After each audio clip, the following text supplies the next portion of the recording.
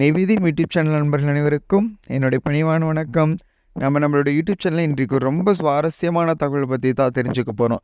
என்ன அப்படின்னா, நம்ம எல்லாரும் வருஷம் கொண்டாடிட்டு வர அக்ஷய திருதியை. அக்ஷய திருதினா முதல்ல என்ன, அன்னைக்கு என்ன வாங்கணும், எப்படி வழிபாடு பண்ணணும், முதல்ல அக்ஷய திருதி வந்ததற்கான காரணம், இப்படி நிறைய விஷயங்கள் இருக்குது. நம்ம என்ன பண்ணிட்டோம் அப்படின்னா, காலப்போக்கில் அந்த ஒரு வழிபாடு, நம்ம எந்த விசேஷத்துக்காக ஒரு பண்டிகையை நம்ம கொண்டாடிட்டு இருந்தோமோ அதற்காக நம்ம கொண்டாடாமல் அதில் ஒரு வேறு விஷயங்களை திணிச்சு நம்ம புதுசாக கொண்டாட ஆரம்பிச்சிட்டோம். இப்போ எல்லாருக்கும் என்ன தெரியும், அக்ஷய திருதி அப்படின்னா அக்ஷய திருதி தங்கம் வாங்கணும், அக்ஷய திருதி அன்றைக்கி என்ன ஆகணும், எப்படியாச்சும் ஒரு குண்டு மணி அளவுனாச்சும் தங்கம் வாங்கணும் அப்படின்னு தான் எல்லோரும் நினச்சிட்டு இருக்காங்க. ஆனால் அது தவறான கருத்து. முதல்ல அக்ஷய திருதியை அப்படின்னா முதல்ல அந்த பேருக்கு உண்டான விளக்கம் பார்க்கலாம். அக்ஷயம் அப்படின்னா உங்களுக்கு என்னன்னு தெரியுமா, தாராளமாக வந்துட்டே இருக்கிறதுக்கு பேர் தான் என்னது, அக்ஷயம். நீங்கள் எல்லோரும் கேள்விப்பட்டிருப்பீங்க அக்ஷய பாத்திரம், அல்ல குறையாமல் வர்றதுக்கு பேர் தான் என்னது, அக்ஷய பாத்திரம். அக்ஷய பாத்திரம் சரிங்களா. அக்ஷயம் அப்படின்னு என்னது, அல்ல குறையாமல் வர்றது. அதே மாதிரி திருதியை அப்படின்னு எல்லாருக்கும் தெரிஞ்சதுதான் திதி. அமாவாசைக்கு அடுத்து வர 3வது நாள் தான் என்னது, திருதியை திதி. அதாவது எப்போ வரும் இந்த அக்ஷய திதி அப்படின்னா, சித்திரை மாதத்தில் அமாவாசைக்கு அடுத்து வர்ற 3வது நாள் தான் என்னது, அக்ஷய திருதியை. இந்த வருஷம் 2024 நமக்கு எப்போ வருது அப்படின்னா 10ஆம் தேதி வருது. மே 10 அன்னைக்கு நமக்கு என்ன வருது, இந்த அக்ஷய திருதி வருது. இதில் கூடுமான ஒரு சிறப்பு என்ன அப்படின்னா, நமக்கு வெள்ளிக்கிழமையானது இந்த அக்ஷய திருதி வருது. எல்லாரும் கேட்குறாங்க, சாமி அப்படின்னா இந்த அக்ஷய திருதினா என்ன, அன்னைக்கு என்ன பண்ணணும் அப்படின்னு நிறைய பேர் கேட்குறாங்க. முதல் விஷயம், அக்ஷய திருதி அப்படின்னா அதற்கு ஒரு காரணம் இருக்குது, ஒரு புராண கதை இருக்குது, 2 கதை இருக்குது. நம்ம ஒரு கதை முதல்ல பார்ப்போம். எல்லாருக்கும் கிருஷ்ண பரமாத்மா தெரியும். அவரோட ஆருயிர் நண்பன் பேர் என்ன, குஷேலன். எல்லாருக்கும் தெரிஞ்சு குஷேலன் என்ன பண்ணியிருப்பார், தன்னோட வீட்டில் அத்தனை குழந்தைகள் இருப்பாங்க, வறுமையில் இருக்கும். அப்போ அந்த அம்மா என்ன சொல்லுவா, உன் ஃப்ரெண்டு தானே, உன் நண்பன் தானே கிருஷ்ணன், போய் அவன்கிட்ட போய் ஏதாச்சும் கொஞ்சம் வாங்கிட்டு வாங்க, நம்மக்கிட்ட இருக்கிற வறுமையை போக்கலாம் அப்படின்ட்டு.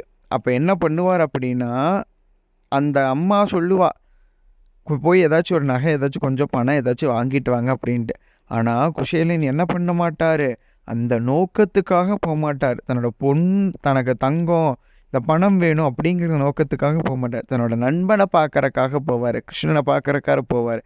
அப்போ என்ன பண்ணுவார், தன்னோட வீட்டில் இருந்தது என்ன தான் அவள், அதை மட்டும் எடுத்துகிட்டு போய் என்ன பண்ணுவார், கிருஷ்ணன்ட்டு கொடுப்பான். கிருஷ்ணன் தூரத்தில் குஷேலன் வந்த உடனே என்ன பண்ணுவார்னா, அரியணை விட்டு இறங்கி போய் குஷேலனை என்ன பண்ணுவார், அணைச்சி கூட்டிகிட்டு வந்து தன்னோட பக்கத்தில் உட்காத்துக்க வச்சுக்குவார்.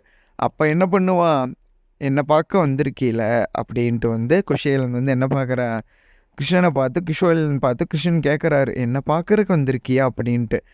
கண்ணா, உன்னை விட்டால் எனக்கு யார் இருக்கா அப்படின்ட்டு குஷேலன் சொல்ல, அப்போ குஷேலன் என்ன பண்ணுறாரு, தன்னோட மடியில் வச்சுருந்த அந்த அவள் எடுத்து என்ன பண்ணுறாரு, கண்ணன்ட்ட கொடுக்குறாரு, அன்பால் கொடுக்குறாரு.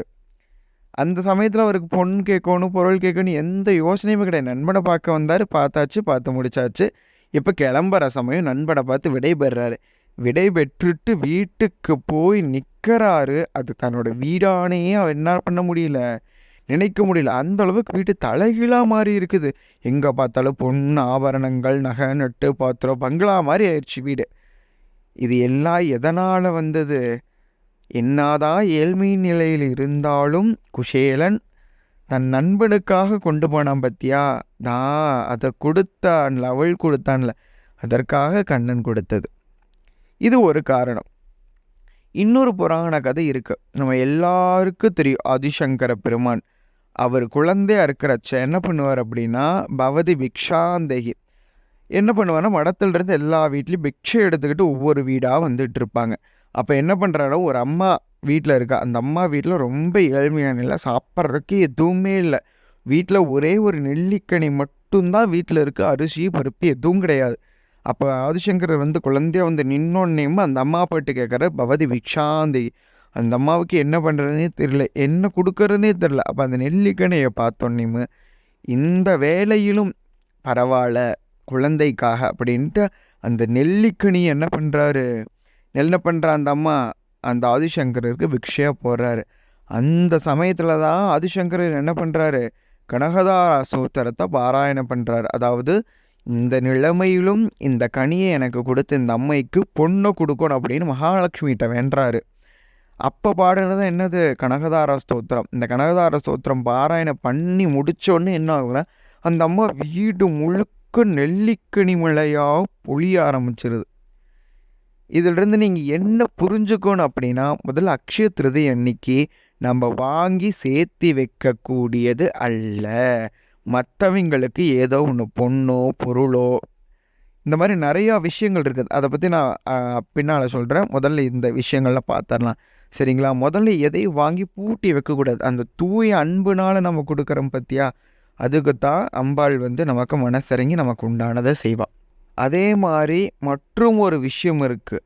இந்த அக்ஷய திருதி நன்னாளில் தான் சுவாமியோட ஜடாமுடியில் இருந்த கங்கையானது இந்த பூலோகத்துக்கு வந்த நாளும் இந்த அக்ஷய திருதை. பல புண்ணியங்களை பெருக்கக்கூடிய நாளாக தான் நமக்கு எது விளங்குது? இந்த அக்ஷய திருதை நமக்கு விளங்குது. இந்த நாட்களில் நம்ம எப்படி வழிபாடு பண்ணோன்னு, என்ன விரதம் இருக்கோன்னு, இதனால் நமக்கு என்ன பலன் அப்படிங்கிறது இனி அடுத்து நம்ம இப்போ பார்க்கலாம். முதல்ல அக்ஷய திருதை அன்னைக்கு எக்காரணம் கொண்டு வீடு சுத்தம் பண்ணக்கூடாது. ஒரு நாள் முன்னாடி வியாழக்கிழமை என்ன பண்ணுறீங்க? வீடெல்லாம் நல்லா பெருக்கி மொழிக்கி சுத்தம் பண்ணி எல்லாம் ரெடியாக வச்சுருங்க. அன்னைக்கு என்ன பண்ணணும் அப்படின்னா, நிறைய பேர் விருப்பப்பட்டு கேட்குறேன்னா, சுவாமி அன்றைக்கி தங்கம் வாங்கியே ஆகணுமா? ஏற்கனவே சொல்லியிருக்கிறேன், அக்ஷய திருதியானது தான தர்மம் பண்ணக்கூடிய ஒரு சுபமான நாள். இல்லை சாமி எனக்கு பிரியமாக இருக்குது, நான் தங்கம் வாங்கி அப்படின்னா நான் தங்கம் வாங்குறதுக்கு நான் சொல்கிறேன். முதல்ல தான தர்மம் அன்னைக்கு என்ன முதல்ல வாங்கணும்னு பார்க்கலாம். காலம்பரை இப்போ வெள்ளிக்கிழமை நம்ம எந்திரிச்சாச்சு. எப்பவும் போல் மடியாக பூஜை ரூமில் போய் விளக்கெல்லாம் ஏற்றிட்டு என்ன பண்ணுறோம்? முதல் வேலையாக நம்ம கடைக்கு போயிட்டு விரலி மஞ்சளும் உப்பும் நம்ம வாங்குகிறோம்.